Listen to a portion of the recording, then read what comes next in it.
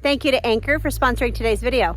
The Anker 555 is made with premium LFP batteries that will remain in a healthy state even after 3,000 complete charge cycles. It also has 6 times longer battery lifespan than the industry average. The Jackery 1000 uses the NMC battery that only enables 500 complete battery cycles. Longer battery lifespan makes it perfect for those camping, RVing, and other outdoor activities where you need power. You'll have a peace of mind with a 5-year warranty and will outlast the warranty of other devices. The Anker 555 has 5 USB ports, whereas the Jackery 1000 only has 3 USB ports. It will recharge 45% faster in 5.5 hours. It has 1,000 watt output power and 1,024 watt capacity. Appliances that can be charged include portable fridges, fans, coffee makers, electric grills, and more. Other models will include the 521, the 535, and the 757 Powerhouse with the same long-lasting batteries but different capacity. Click the links below or search Anker Powerhouse to get your Anker products today. About a month and a half ago, we had a 3-day storm, and after 3 days of no sunlight on our shallow well, I went down to throw the switch for the generator to get the generator going, and I threw the switch under load, which means there was just enough sunlight on those solar panels that when I flipped the little 30 amp switches that I put in there thinking those 30 amp switches were heavy enough, it burned out the switches. I called a friend of mine and he said to put basically a double throw 100 amp transfer switch in there. Most certainly wasn't cheap, but this should most certainly solve the problem. I could throw a couple of 30 amp switches back in there and make it work. But again, I'm trying to make everything as foolproof as I can around here, meaning if Cedar has to walk down and throw the switches and start the generator, I don't want it to be so confusing that she doesn't understand what to do. So by putting this 100 amp safety switch in there, it's literally either generator or it's solar, and there's no way to overload the switches now. What I'm gonna do is drill a couple of holes in the back of this so I can use one of these U-bolts to secure it very well to one of the posts down there.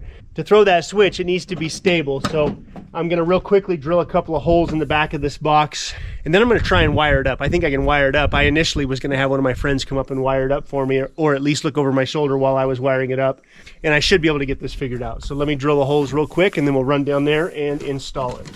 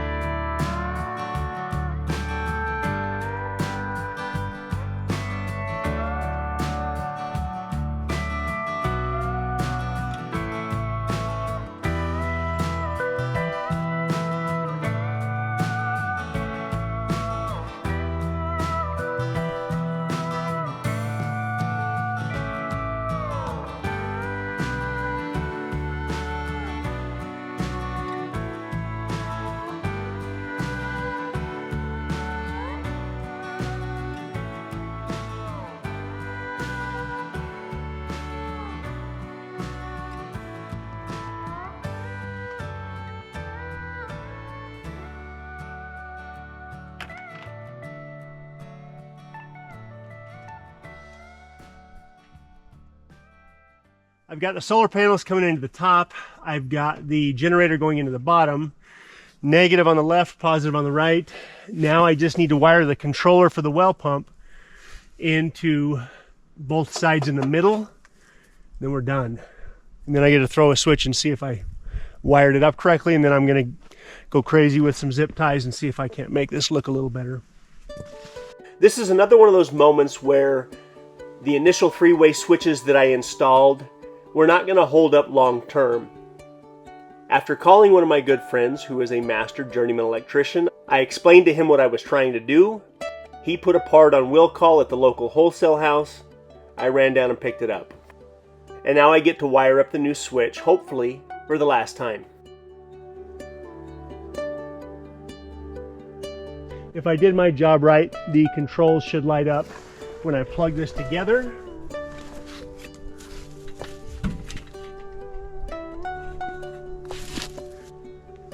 Oh yeah, and I gotta throw the switch. Bam.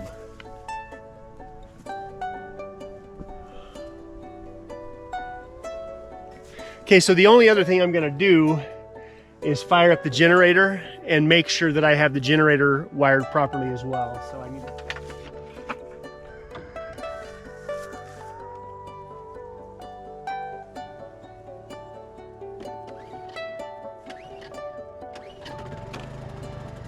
So if I wired this up right, I should be able to throw the transfer switch all the way to the bottom, and it should light back up just like it is.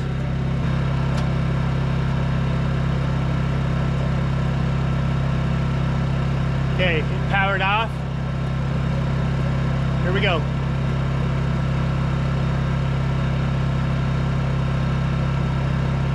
We're in business. We are in business. The last thing I'm going to do is seal around those holes that I drilled in the side of the transfer switch with some good quality polyurethane caulking.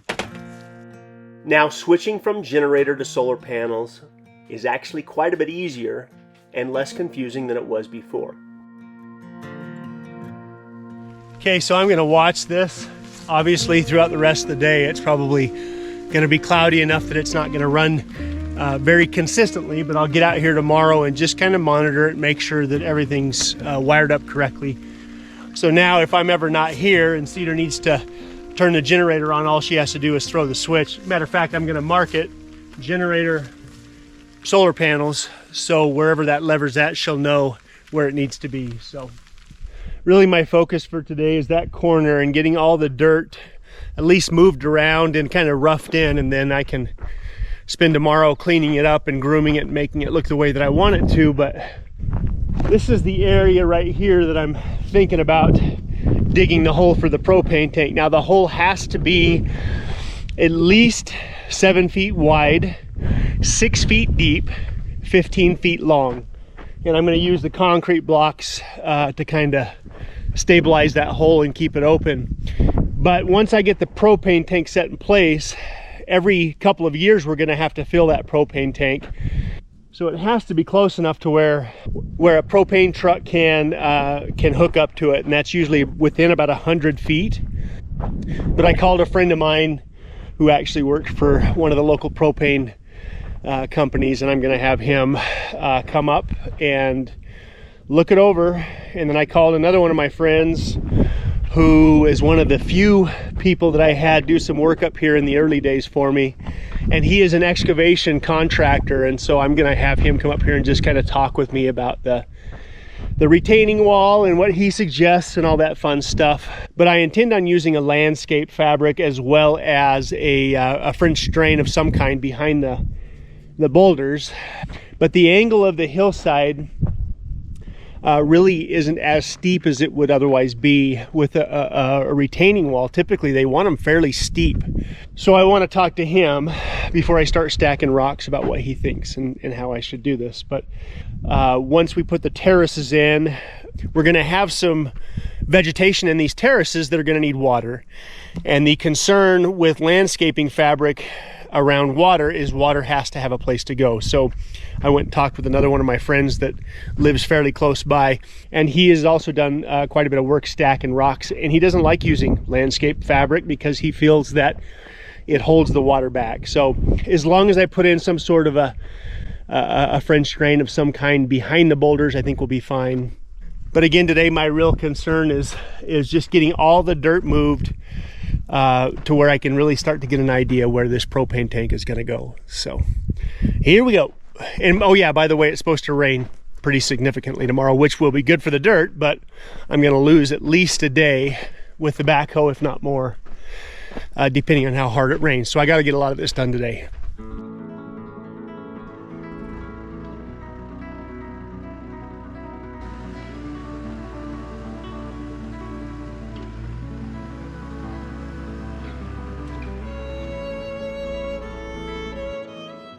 So again, burying a propane tank that is approximately 6 feet tall, 14 feet long, and weighs somewhere around 5,000 pounds, this is not something I want to do twice. And the main concerns are with a tank this size is that I pressure test it and ensure that there are no places for leaks before we put it in the ground.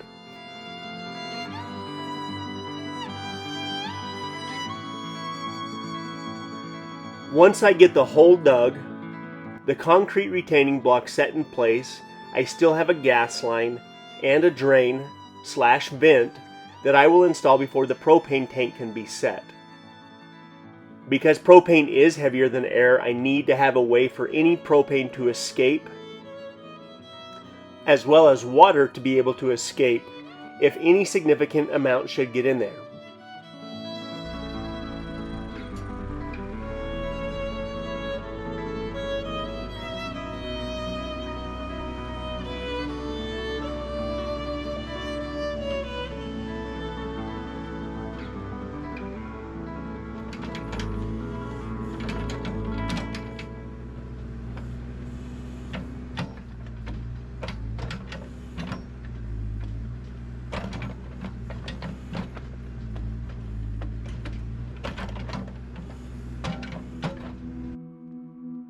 In a best case scenario, the propane tank will have a lid with an access hole that someone can get down into to hook up the hose to fill up the propane tank.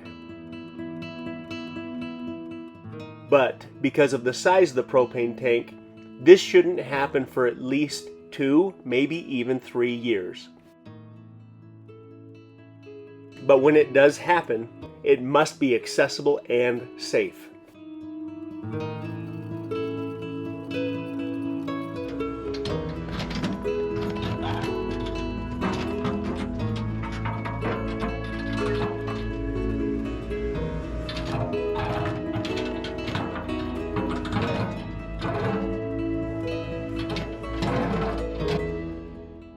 Speaking of accessible and safe, I now have a big problem.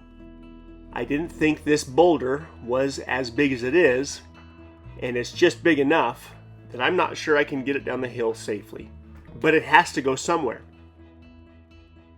I'm going to continue digging the hill back at this point, and I may have to just set the boulder aside until I get all the dirt work finished up. But I would love to use this boulder right here, right smack dab in the middle of our new retaining wall.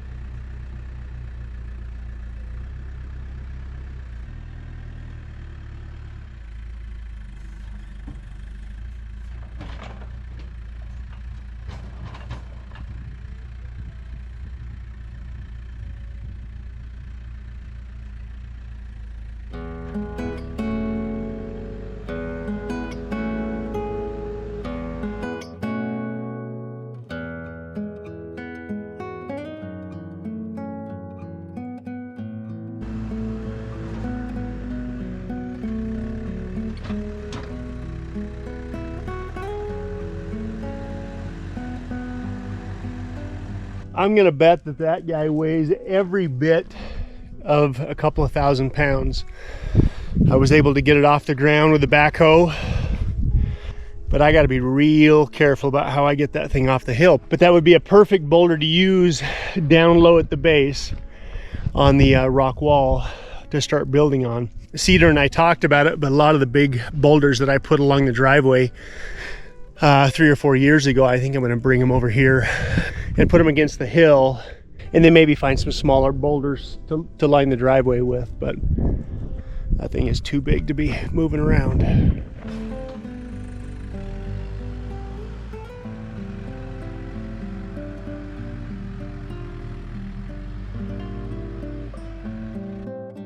At the moment, there is nothing more frustrating than knowing that I have boulders like this all around my property. But up on the back part of our new property, there's boulders everywhere. And I mean everywhere. If I could figure out a way to safely get them back down here, it would be awesome to say that every boulder used in the retaining wall came from the property. But I don't know if that's going to happen.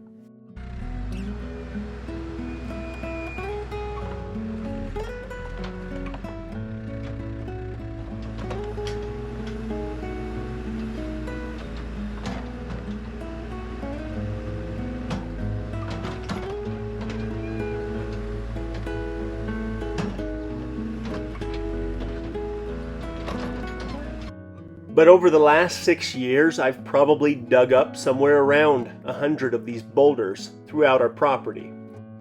And many of those boulders I will use on the retaining wall.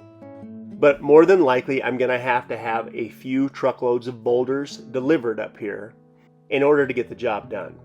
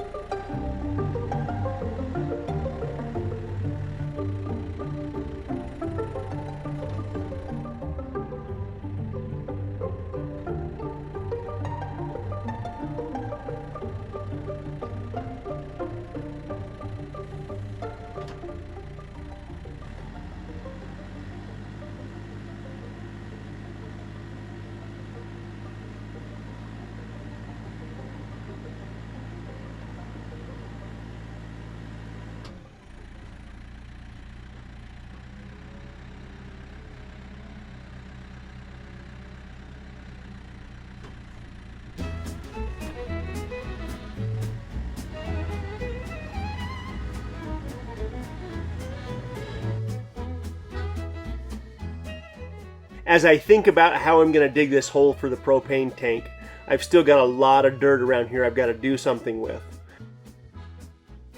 And I can see that I've just improved the kids' little play area up here around the clubhouse dramatically.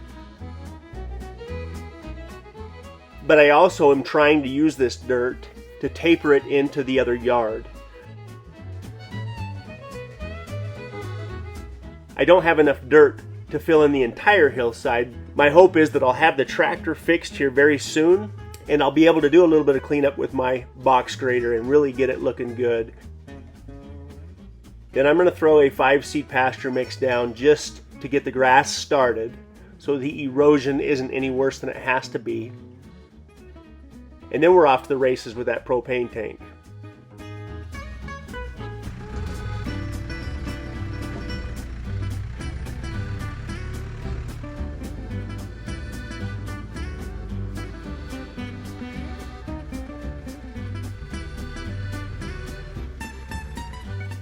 There was always a rumor in my wife's family that my wife's grandfather had buried a school bus somewhere on his property down in southern Arizona. Still to this day, I don't know if that story's true, but I'll bet my wife gets a phone call sometime this week with a confirmation one way or the other.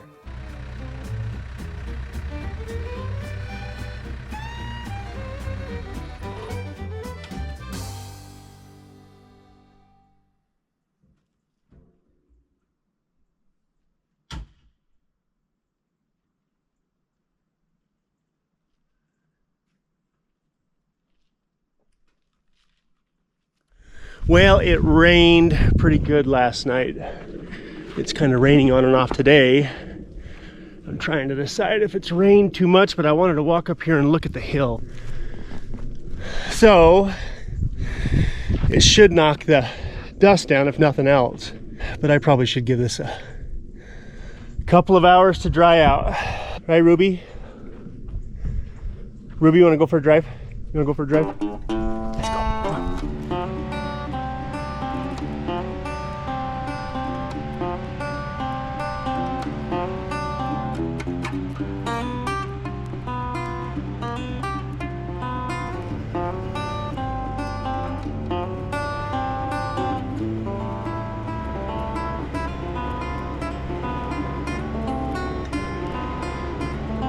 Come on. Let's go, Ruby.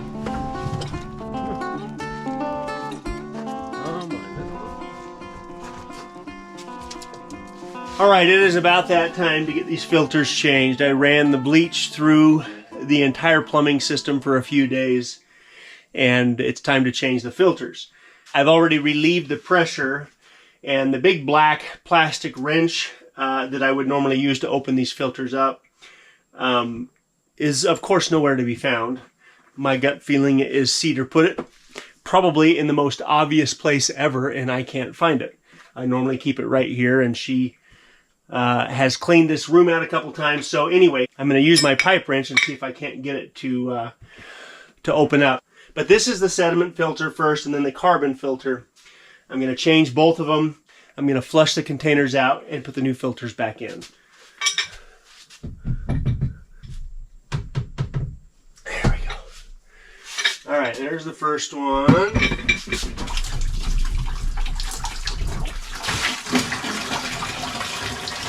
I'm going to dump out the canister and wipe it out with some paper towels and then get the new filter installed. I'm going to set the old filter in the bathtub so it can be draining down. So that old filter is what's called a string filter, and I don't know that they are as effective as just a standard sediment filter. I always try to keep 2 or 3 filters on standby, but I'm not going to use those string filters anymore. I'm just going to order the standard sediment filters that I like.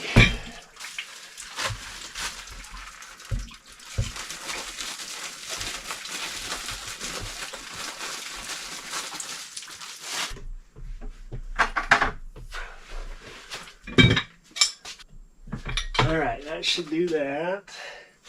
Now the next one.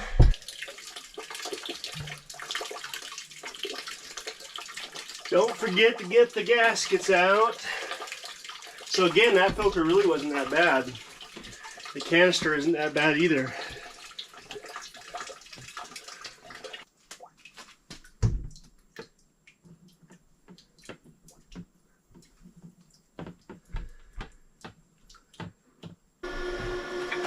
All right, that should be it.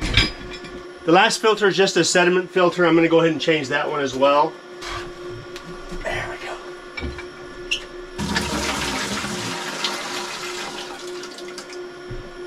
So not as much as usual, but that's all calcium.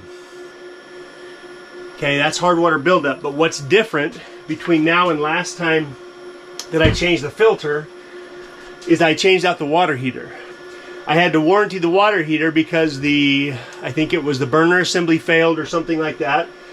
And the new water heater has an inline anti-scale filter on it. This is also an anti-scale filter, which is supposed to catch all the hard water. And this filter is about a $100 filter that has to be changed every couple of years, and I'm getting close to needing to change it. But now we have a filter on the water heater also that is going to catch some of that scale and that buildup. So basically all that this filter is doing is catching the sediment before it goes through the rest of the house. So all the aerators on the faucet, anything and everything that would be affected, all the cartridges in the shower valves are going to last longer because they don't have the garbage going through the system. So I'm going to rinse this out. That's what the filter is supposed to look like. So it's still catching some of the other sediment that's going through the system.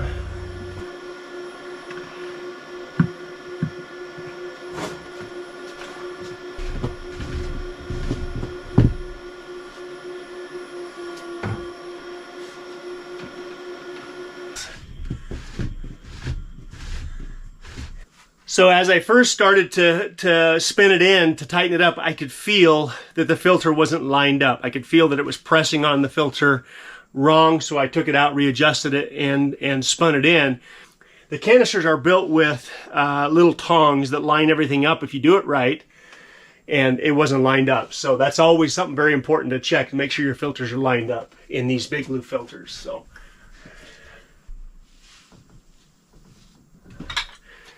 All right, that should do it. I'm going to turn the water on and check for leaks.